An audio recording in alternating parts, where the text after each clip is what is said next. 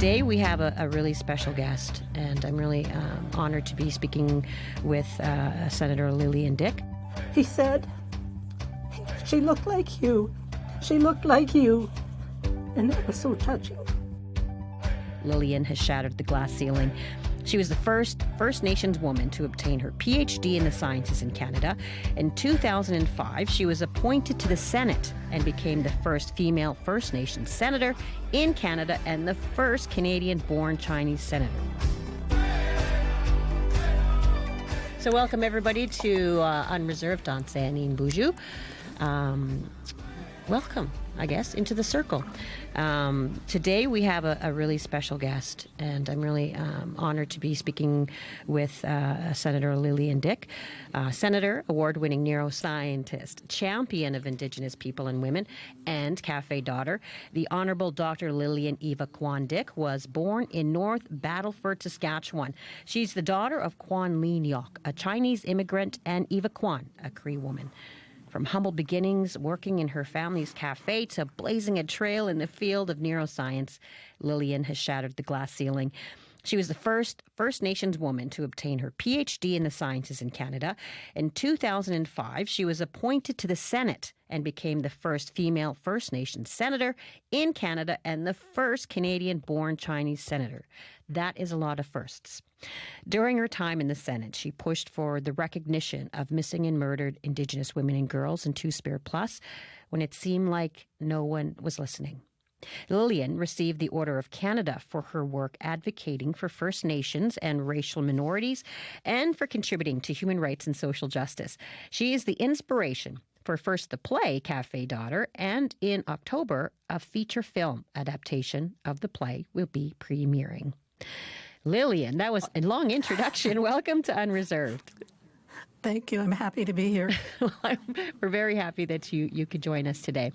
We first want to just play you a little clip from that new film, Okay. Cafe Daughter, that features you. Let's have a listen to that.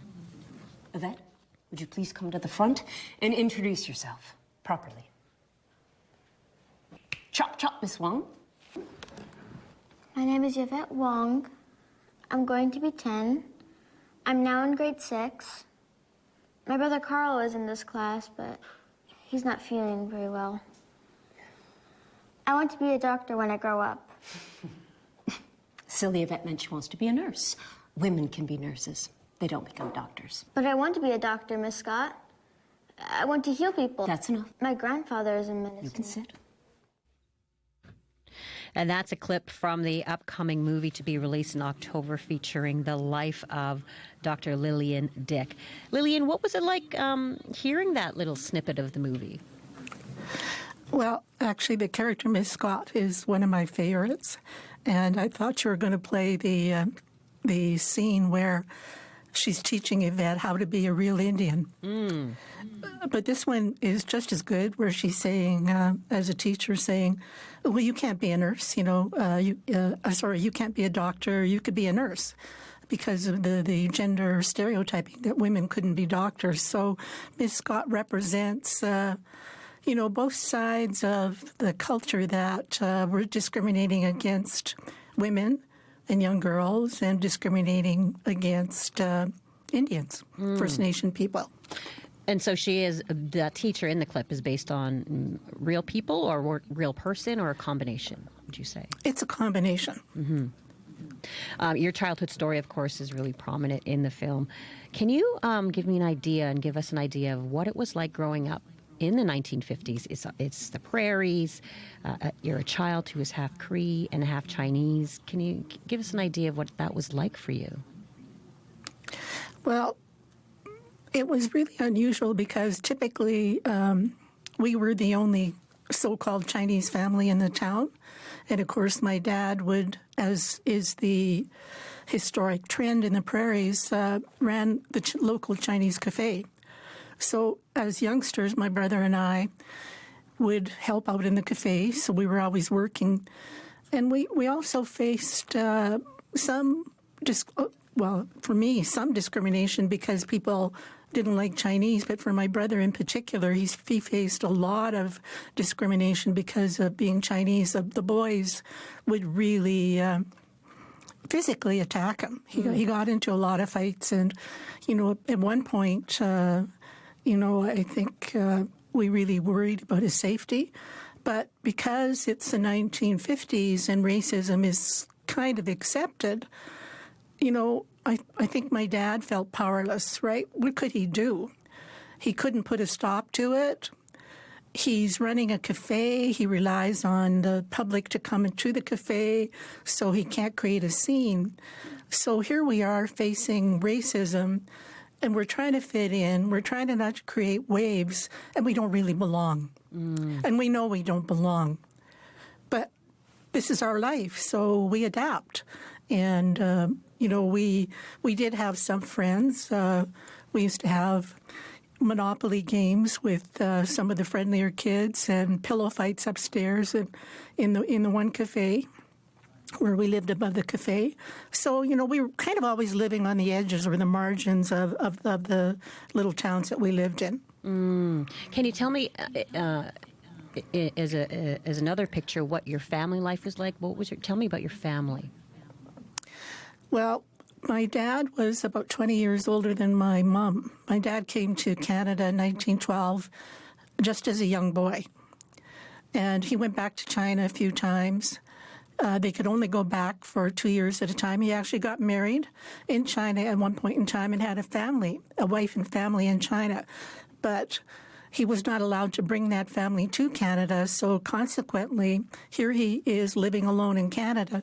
And like many of the Chinese bachelors, they were called, he ended up entering another relationship, and he married my mother in, I think it was 1942.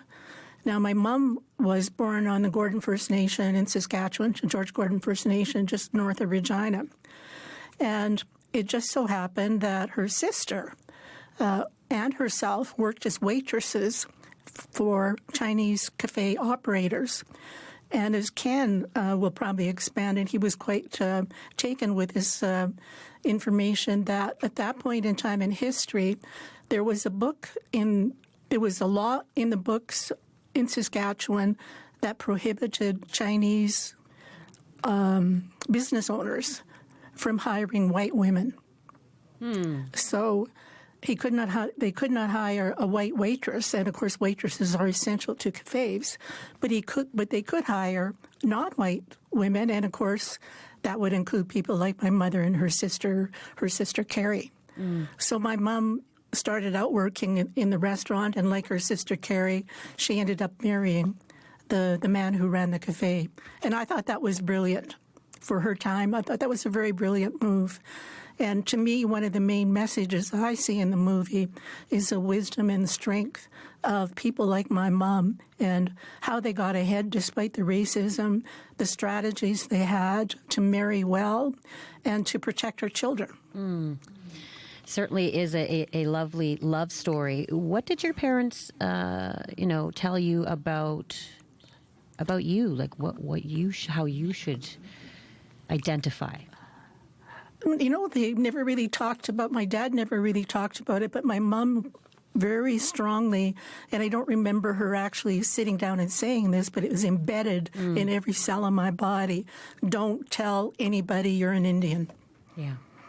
Don't ever go back to the reserve. And it was kind of like her deathbed message. She died when I was about 10, and that message stuck, of course. And my dad not having family either, there were just the three of us after she passed away, my brother Winston, my dad, and myself. Yeah. And that's certainly a perspective that many, mixed people identify with, this idea that you sort of hide parts of yourself and don't talk about it. How did that, manifest as a child? What did you tell people when they asked about you, who you were? People really didn't ask, of course, because with the name Kwan, that's a Chinese name. And, of course, we were running the Chinese cafe, serving, the Canadian-style Chinese food, chop suey, and, things like that. So they never really asked, and they just, of course, assumed that we were completely Chinese. And my mother was, when she was alive, she was kind of behind the scenes. And she had black hair, she had pale skin, and people probably just thought she was Chinese, although she identified on her marriage certificate as Scottish because her surname is McNabb.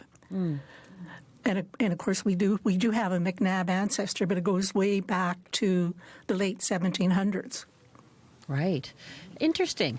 And you know, growing up with some that kind of secret or that piece of yourself that you had to hide, how did that live in your body? Were you afraid? Were you, you know, sort of coming from a place, or what if somebody finds out, and then what?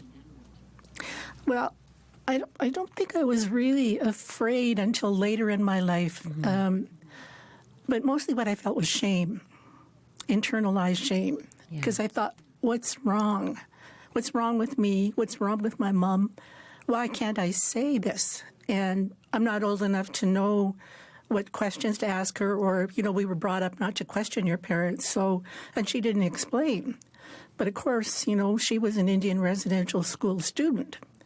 So that's where she would have learned that she should deny who she was and that she should be ashamed of who she was. And so her strategy, I think, was to say, okay, I'm going to protect my children from that. I'm going to have them hide their identity.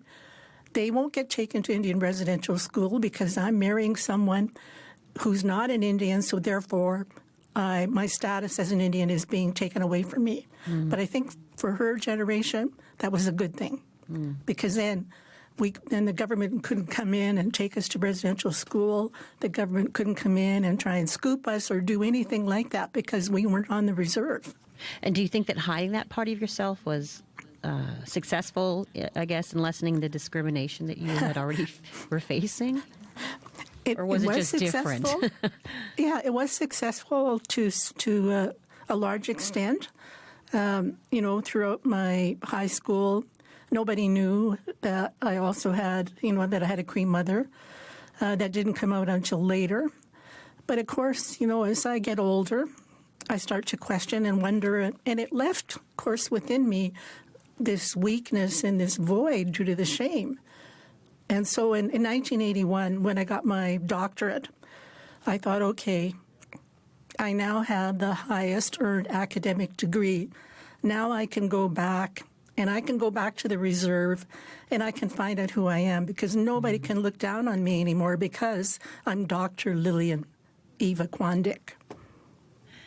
And did you do that? I did. So in 1981, I went back and I met with my Uncle Hilliard and his family. One of his daughters, Irene, had contacted me in the mid-1960s, I think, and I didn't respond very well to her, but I kept her name and her letter. And so I knew where they were. I knew I had an Uncle Hilliard. And, of course, when I went there, it was, you know, with a lot of trepidation. And my first question was, what did my mom look like? And I'm feeling emotional here. He said, she looked like you. She looked like you. And that was so touching. Because we didn't have very many pictures of her. In fact, I brought them today. We only had 2 pictures of my mother. So there was no reinforcement of her in our life. Boy, I'm surprised at the emotion that comes up. And that just shows you the strength of the mother-daughter bond, or even in the mother-son, how important matriarchs and mothers are to our well-being as human beings, and especially as children. Absolutely. And thank you for sharing that moment with us, Lillian. I know it must be very emotional to go back to that place. How did that side of the family react to you coming home in many ways? Well, I think they were very happy. And my Uncle Hilliard, this is 1981, so he's probably in his early 60s, and he said that, you know, they had lost track of us and they were wondering where we were and how we were doing. And he broke down and he cried. And my cousin said to me, it's the first time they ever saw him cry. It was that time. So it shows you, I guess, the emotional impact of oppression and racism, where the family gets broken up and you lose contact with your siblings, and it leaves that lifetime scar. It leaves that lifetime wound. That's, even though as an adult it still can bubble up and catch you by surprise. Like I'm almost 80. I'll be 78 in 2 days. And it catches me by surprise that, my mother died in 1956. That's how many years ago? A long time ago. And here I am still feeling, and to me it gave me a lot of strength, that in my worst times of my life, when I thought I was ready to give up, it was almost like I could feel her spirit, sort of coming to me to give me strength. And I can remember saying, because I faced a lot of discrimination as a woman scientist, and I can remember saying to myself, if my mother could do what she did in her lifetime under the circumstances that she had to live under, well, then I would be damned if I was going to let some man push me out of my job. Preach, sister. Yeah, yes, exactly. And sort of like I thought, from that moment on, I have never felt weak. And it was my mother coming to me. Absolutely.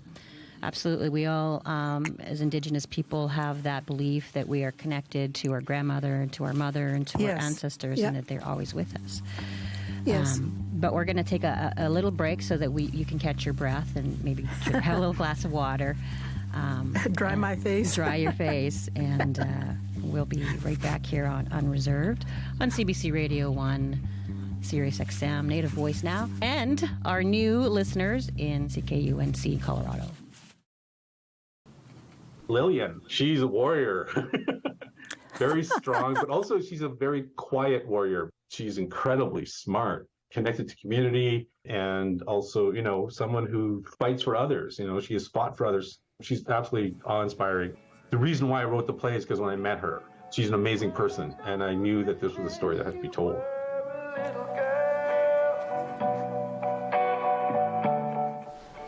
My name's Yvette Wong. My parents own the cafe in town here. I like reading and I want to be a doctor. The first time I met Lillian was on the phone. It was 1998. I was working for what was then called the National Aboriginal Achievement Foundation, which is now Inspire. While I was still working there, I was sort of tasked with, because I'm from Saskatchewan originally, to find people from Saskatchewan to be nominated. And so I called around to my cousins. I did what every Indian does, phone your cousins. And it was actually one of my cousins who said, "Hey, you gotta nominate Lillian." I get in contact with Lillian, and I'm doing this interview, and I'm just curious, like, how did your parents meet? Her mother's Cree from the reserve, her father's Chinese. And this was the line that got me. This was the line that did it. She goes, well, back then it was illegal for Chinese men to hire white women for their businesses. A lot of Native women worked for Chinese men, and I couldn't believe what I had just heard. Right? It's not that I thought she was lying. I just had to hear it again. So I asked her, like, what was that about the law? And she explained this whole thing about the law, for the protection of white women in employment. And I was like, holy cow. So that was 1998. And then a couple of years later, I meet a Chinese-Canadian filmmaker, Keith Locke. Keith has, extensive knowledge about the Chinese-Canadian experience. He's a, acclaimed filmmaker himself. And I asked him, have you ever heard about this law? And he went, no. And I went, well, if you don't know about it, and I definitely just only know about it, and I know no one else says, I think we have a story here. And that led to us, establishing this relationship with Lillian, as we asked her permission to go, can we look into this? We think this would make an amazing film. She graciously said yes. And then I wasn't going anywhere with the script as a film. And then as we kept going with it, and this is like years and years and years, Guandoc Theatre up in Whitehorse put out a request for proposals. And I saw it and I went, you know what? I'm going to take all this material I have, all this research I've done, turn it into a play. And Keith said that was a great idea, and that's how the play got created. What's funny about it is that the play, I had to manipulate certain things. a real person's life they don't live their life dramatically, so to speak, like a dramatic structure where it's rising tension and everything else. If we did that, we'd go crazy. Like we couldn't handle that. Right? So I had to manufacture and condense a lot of things, right? So as I was going through the magnitude of her life, like the key things had to be that statement from her mother. I waved back. Turn around, baby. Turn around and never look at them again. Why, Mama? You're not one of them. Understand me? You're not an Indian. You never, right, that had to be key to what was keeping little, Yvette, who's the character I made up, in relation to her. That's what she's working against. I had to keep the sense that she was a very accomplished and scholarly little girl, right, and young woman, and also had to sort of anchor down what is it I really wanted her to be. And the other thing too, the big thing that I really had to do was I had to make her want to be a doctor, a medical doctor. Now, Lillian's a doctor of neuroscience. She's not a medical doctor, right? Because one of the things I was thinking, well, how do I make it so that I have a little 10-year-old girl go, when I grow up, I want to be a doctor of neuroscience. Well, that doesn't anchor to anything. So when I made it that she wants to be a medical doctor, then it ties into wanting to heal her mother and what that meant. Because her mother, in reality, died of something that was very preventable and easy to treat. And it was because of lack of access to health care that's the reason why, sadly, her mother passed away so young. What do you want to be when you grow up? Asked Auntie Doris. A doctor. My auntie and Cookham laugh. A doctor? Who's putting those ideas in her head? They ask. She can be a doctor if she wants, says my mom.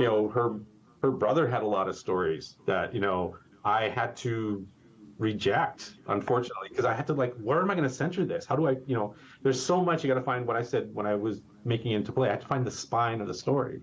But once I found the spine, which was that, it's about her mother, it's about wanting to be a doctor. Once I found those things to put it around and, contain it, then I had to structure it within that. So I reversed some things. She actually had a lot of support in high school from teachers and so on. Right. And then her father sadly died when she was 17.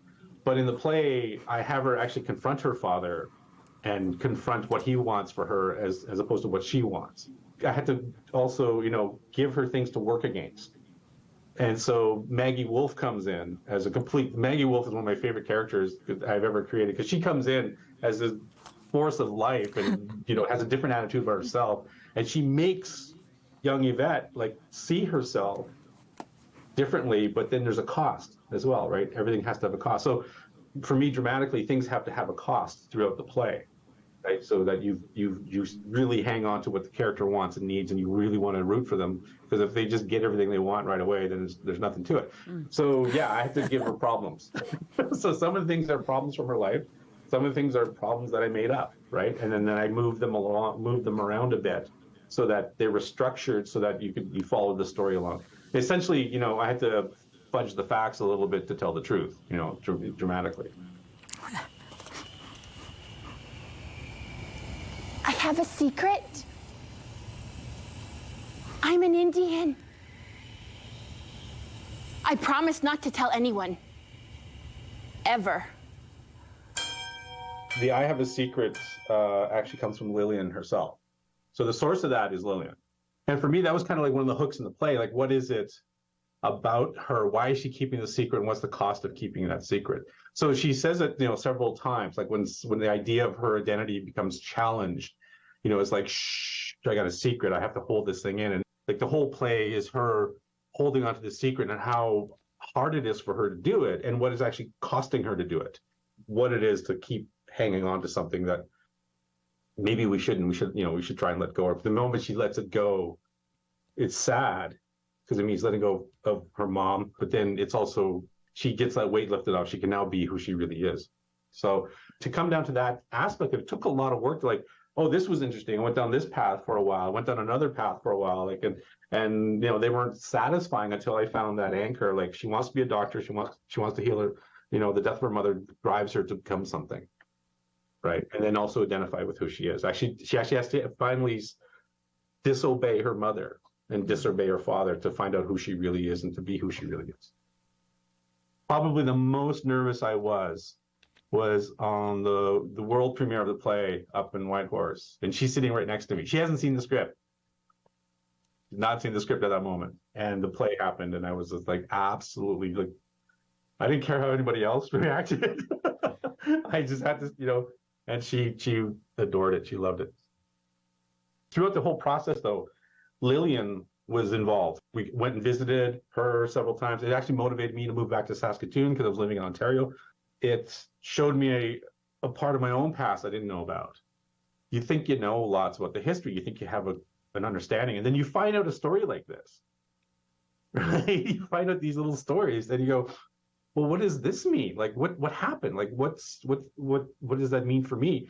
I learned a lot after visiting with Lillian several times, right? And she was always very gracious about it. One of those moments was when I brought Keith out with me.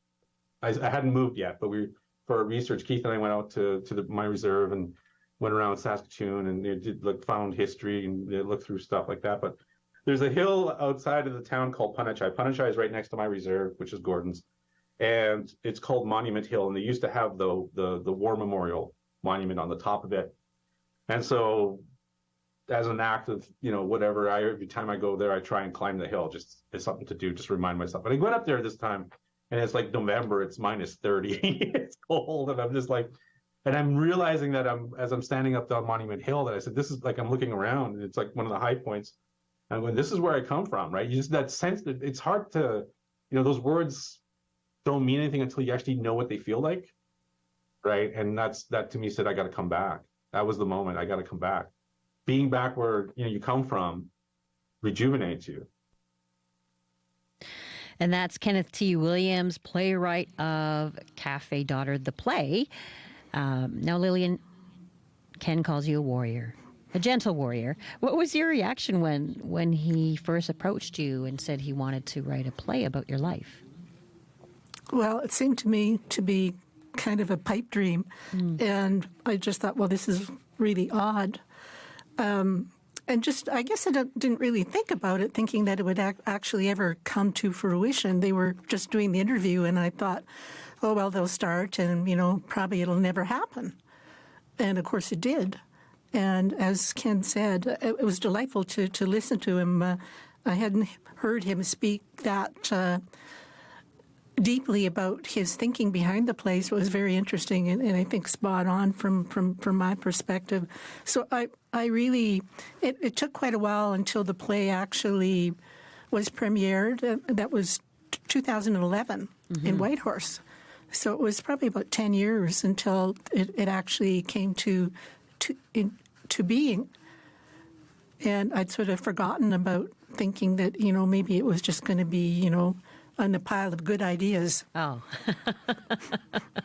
But then there it was on the stage, right in front of you. There's Yes. It's happening. Yeah. He said that you were delighted. Yes. But how does that feel like to watch your life in a play? It must be kind of strange. It is, because I am a very private person. And what Ken said just today too really struck me, and I wrote it down. It's called, you have to fudge the facts to tell the truth. It's what he originally called a memory play. So it's about the experiences, but it's telling the truth of the experiences, but then you have to make up, like Maggie Wolf was made up. You have to add those characters in there to amplify the story. In fact, there was a girl in school, and I suspect she was a 60 Scoop girl. Wanda Roberts was her name. I hope Wanda hears this, because we always kind of gave each other that look, thinking, we both probably have a secret, but we never talked about it, right? But you recognized it within each other. That's right. Yeah, you kind of know from the person's energy somehow. We kind of knew that under different circumstances we would probably be friends. But Wanda was really popular, like Maggie. She was very popular, and I was the quiet nerd. I was the brain. I feel that also being a nerd as a child. Now, as Ken, still a nerd actually. Now, Ken, as you mentioned, took some artistic liberties with your story, including Maggie and other characters, but also including making you a medical doctor, but you're actually a neuroscientist. Because why just be a scientist when you can be a neuroscientist? I'm trying to picture a little Lillian, budding scientist. How did you discover your love of science? Well, I actually have to credit my brother and my chemistry teacher in high school, who was the vice principal also. I was one of those kids who was, straight A's and everything. But the vice principal of the school took a real liking to my brother, and my brother joined the chemistry club. And my brother kept saying, you have to go into chemistry. You have to go into chemistry. It's this great discipline, when you get to university, you have to go to chemistry. Whereas my leaning was more towards biology. Mm-hmm. So first year chemistry, I thought, well, this is interesting, but it's really, it isn't it's a little bit boring. I want to work with living things. Mm-hmm. So I thought, okay, biology I loved, but they taught it so badly. So then I settled on biochemistry, and that really hooked me. And after my second year of university, I worked in a biochemistry lab for one of the professors, and I loved it. I loved working in the lab, and that really hooked me. And so I stayed after that, and it just so happened there was a new researcher coming to campus, and he was researching the brain and Parkinson's disease, and I thought, oh, that sounds really exciting. And he was looking for a grad student, so rather than stay with the prof that I had worked with, I decided that I would try this other route and look towards studying the brain and mental wellness. That is quite a path that you carried on. What was it about, particularly the brain and the neuroscience of it, that really fascinated you? Well, I was a young woman in the 70s, right? The hippie era. So that was the wave of where a lot of young people were taking up marijuana. There was, the psychedelic age of psychedelic drugs like LSD. And, of course, these are all working on the brain. So I'm thinking, okay, well, this is like the chemistry of the brain. What are those things doing to the brains that are making people behave and hallucinate? And then that leads to the questions about, when people have schizophrenia or depression or whatever, what's going on in the brain that might underlie that? What is the chemical imbalance or what's gone astray with the chemistry of the brain that's led to this illness? So just a matter of asking, why is that? Why is that? What happens when you do that? Yes, yeah. Yeah. It's it's all about curiosity and, wondering why things happen the way they are, and then you just want to find out. And I think every child is a scientist, because you're learning how to navigate the world, and you're always questioning, like little kids, why is the sky blue, and why is this and why is that? So it's all, we're all natural scientists. And so it was just, I was very fortunate that I was able to pursue that. Yeah. In fact, my brother really was the one who wanted to be the scientist, and he ended up being a teacher, a science teacher. Yeah. It's funny how our paths take us in different ways. Yes, it is. And then I don't know if you would call it a side street or a fork in the road, perhaps a spoon, I don't know. One day, the Prime Minister of Canada, Paul Martin then, asked you to join the Senate. Yes. Can you describe that moment for us? Well, it was towards the end of March in 2005, and I was at the time I was the Associate Dean of Grad Studies at the University of Saskatchewan, and I was at a meeting. It was not, like a real high-level important meeting. And this phone call came from the Prime Minister, and the secretary said, "I'm sorry, she's busy." So I get back from this meeting, and I go sit at my desk, and there's this little sticky note on the computer screen says, "Call the Prime Minister." Oh. And I thought, what? What? And I sort of thought it must be an April Fool's joke. I don't know. And I thought, well, why on the earth would the Prime Minister want to talk to me? And so then I call, and I get his assistant, I forget what the exact title is of his chief of staff.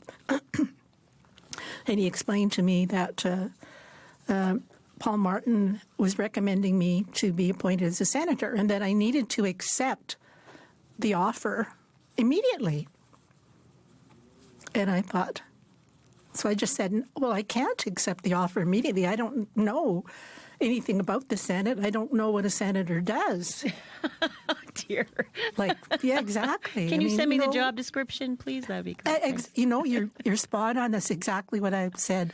What does senator do? Where can I find out what my duties and responsibilities are? That's how well trained I am. What are going to be my duties and responsibilities? And he says, I think his name was Tim, well, look it up on the web. Okay, so I go look it up on the web, and of course there's nothing really. And then he says, I'll give you until tomorrow to decide. You can't tell anybody, because if you do, the offer will be rescinded. So I said, okay, I promise I won't tell anybody. I'll just talk to Teddy. And Teddy was my dog, so I knew he wouldn't tell anybody. So I get home and I think, I look it up. I can't find anything. And I thought, this is an opportunity. I have really no idea what it can lead to. I'm kind of getting at the age in my career where it's hard to keep up and, maybe time to move on. And I was actually, to be completely honest, I was really kind of fed up with some of the sexism and racism that in my workplace. So it was a way to get out of that as well. Mm-hmm. So I thought, and if I say no, I thought, I think it's important to have an Indigenous woman in the Senate. I don't know why, but I think it's important to have that representation. And I thought, well, if I say no, there's no guarantee he's going to ask another Indigenous woman. Mm-hmm. So I thought, what have I got to lose? And I said, okay, if I don't like it, I can always quit. So I said, yes, I accept.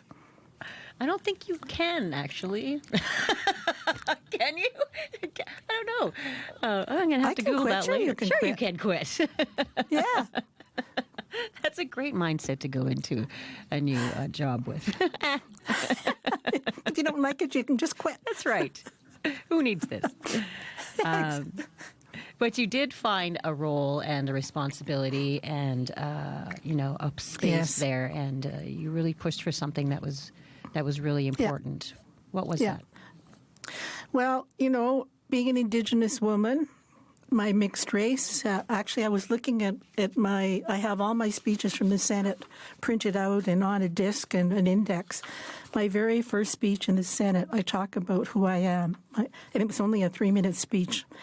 I talk about being a member of Gordon First Nations, about my mom and my dad, and about loss of Indian status and identity, and the inequality that Indigenous women have.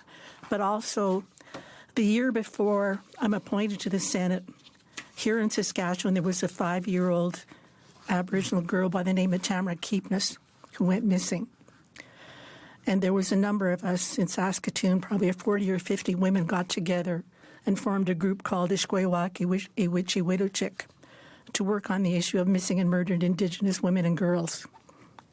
And so I knew that was going to be a priority area for me in the Senate because of what had happened. The Tamara Keepness case really just, it was like the Tina Fontaine case in Winnipeg and so on. It just hits your heart, and it's wrong, and something has to be done. So from the very beginning, that was one of my priorities, to work on that, to push for a national inquiry. And then later on, I got this idea that the laws should change to specifically recognize that women, and Indigenous women in particular, are over-targeted for violence, and that the laws should be amended so that it's considered an aggravating factor when women and Indigenous women are targets of violence.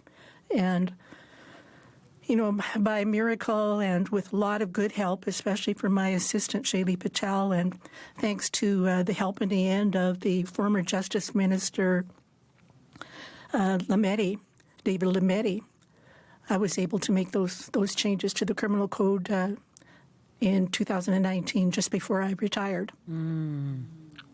That's wonderful and so important. But for those who may be listening on the other side of the medicine line, who maybe are not aware of this national tragedy, this embarrassment. Could you tell us why and what the situation is here in terms of missing and murdered Indigenous women and girls? Well, when we started out, we knew there was a problem, and it goes back to a report by Amnesty International that Bev Jacobs authored, and when she was president of the Native Women's Association, pushed that forward as well. But it was always being denied by the public and by the RCMP and by various ministers of justice. They kept saying, no, there is no problem. Indigenous women are not being targeted, until finally the RCMP themselves came up with the statistics and proved that they were wrong. There was a problem that Indigenous women and girls, depending on which data you look at, are at least 6 times more likely to go missing or be murdered than non-Indigenous women. So there is this sort of horrific violence that is directed more against Indigenous women. And violence against women, unfortunately, is the leading cause of death of all women in the world. So it's hugely important. Indigenous women are targeted, and yet we have a government that's not willing to do much about it. So you have to keep pushing. And this took, over a decade to finally get the national inquiry. Mm-hmm. And then the report came out, I think, in 2019. And, I kind of feel like we're stalled. We just keep needing to push and remind people, because it's something that people don't want to think about, because they know it's happening to their family. So the families are pushing really hard. But then it's also being done by other families. So maybe, I don't know, but it's very discouraging that we always have to keep pushing and reminding people. And then we have that situation in Winnipeg with the women who are likely buried in the landfill. Yes. And the Premier of Manitoba is just saying, no, they're not going to dig this up. It's just mind-boggling. Yes, it is mind-boggling. And, as you said, we have had the inquiry. We've had the calls to justice out of that report. You have pushed for change in legislation and had that change made. But as you said, here in Winnipeg, we have that, some of our sisters and our aunties are still in the landfill, buried there, and the refusal from the province to search that landfill. What do you think needs to further happen to truly make that change? Well, I think we really have to go back to the recommendations in the report, the National Inquiry report, mm-hmm. and pick out a section of the calls to justice. So, for example, I was at a conference last summer, and we had the assistant Crown prosecutor and someone from the Saskatchewan police and other people on the stage, and so that was our opportunity, and people unfortunately didn't necessarily see it. So I said to them, to the person who worked for the chief of police, have you implemented recommendation, and I don't remember the exact title, and let's say recommendation 5.119, whereby you will do this, this, this, and that. Have you done that? And they said no. And I would say to the Crown prosecutor, recommendations such, 5.2.16 says you should do this. Have you done that? And he would say no. So I think you really need to go back to the report, pick out specific calls to justice where there's an official identified, and just start hammering at that official, and never let up. And that's how we got the inquiry. We just kept hammering, asking questions, demanding, hammering. The families are out there. We're doing annual, Sisters of Spirit vigils. It was that constant pressure. Now, we still need to, in my mind, we still need to have that same constant pressure, but focused on the recommendations, the calls for justice from the National Inquiry report. Mm-hmm. Well, thank you so much for the work that you did on that file and pushing it. We do want to shift a little bit and get back to the movie that is made based on your amazing life and some of the battles that you have fought and won, in fact, on some of these issues.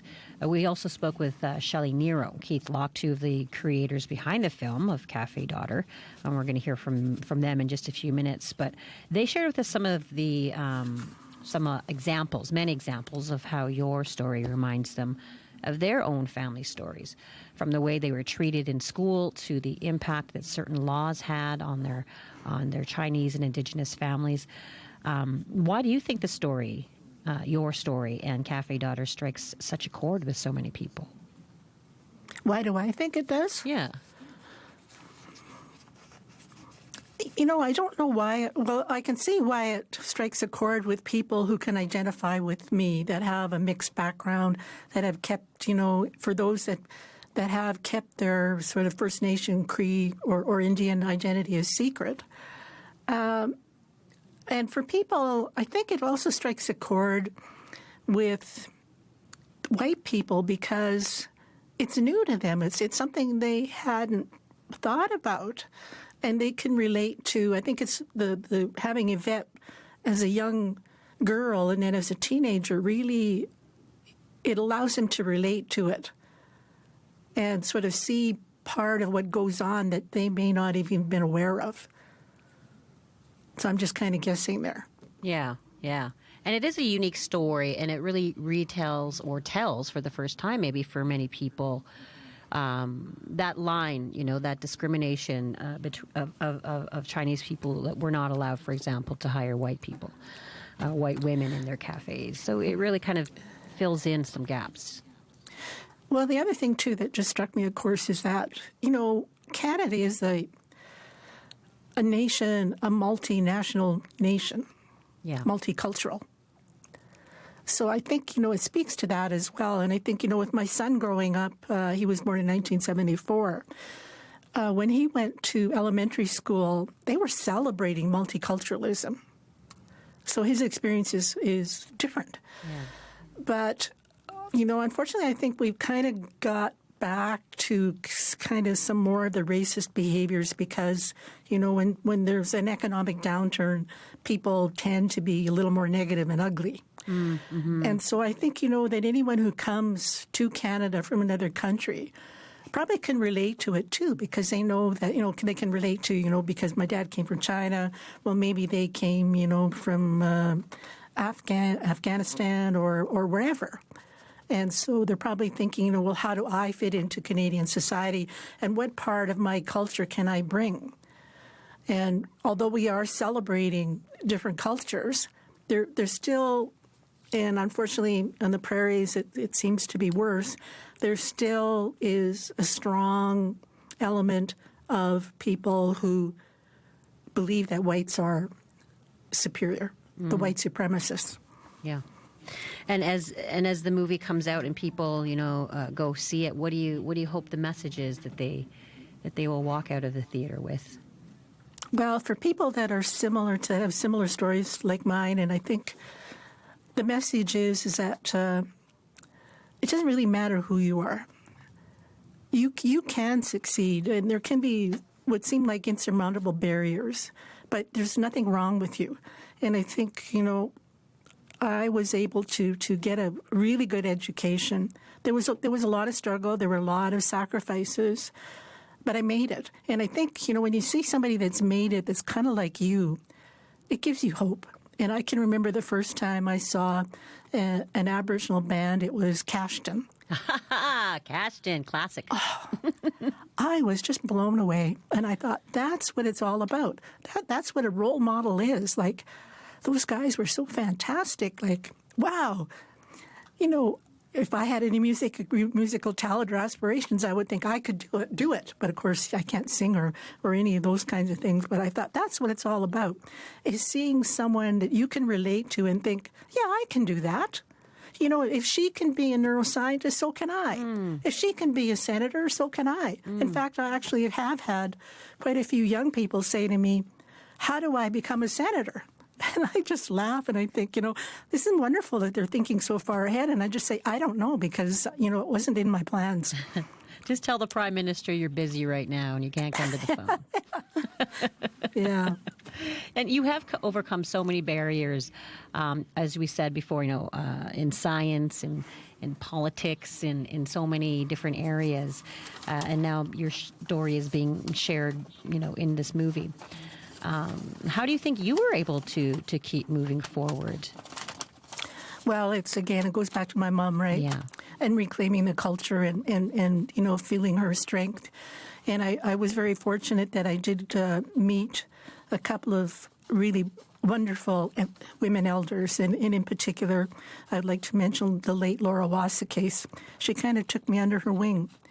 And, you know, I had gone to a counselor and I recognized that what was making me feel weak and, you know, kind of giving in was the shame and the inability to talk about my mother and about myself as a Indian person, as an Indian woman. And then once I went down that road, like I said, there's just no turning back. You know, you just feel the power that comes with that. You feel the spiritual power. You feel the emotional power. You just feel, you know, so good about yourself, and the pride comes back. So, too, you know, in the film, I'm hoping that, you know, that young people who see it, it will add to their feeling of self-worth and self-pride and self-confidence, because all of that helps you succeed at school. It helps you succeed in the workplace. It helps you to be happier. So that's what I'm hoping. Yeah, that's a beautiful message. And finally, Lillian, knowing how far you've come and all the barriers that you've overcome, reclaiming your culture, reclaiming your own story and sharing it with others, what do you think your mom would say to you at this point?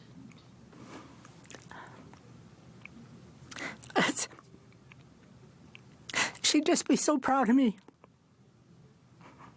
She would just say, you know, she would say, like, who would have ever thought it was possible for my daughter to have accomplished what she has done? She would just be stunned. She would just be so, so proud. And I'm absolutely certain that she is. Yes. So proud of you. As we all are. Thank you. Thank you for this time. It's been a real honor to speak with you today. Thank you, Rosanna. You're a wonderful interviewer. You know, it's you allow me to be who I am, to express myself, even if it means that I break down and cry, because that's really authentic, right? Yeah.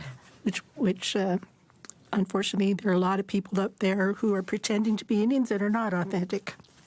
Yeah. I'll end with that. Yeah. I hear you. Thank you so much for your vulnerability, for your love and your wisdom. Thank you, Rosanna. You're welcome. The Honorable Dr. Lillian Dyck is an award-winning neuroscientist, a former senator, and the subject of a new film, Cafe Daughter.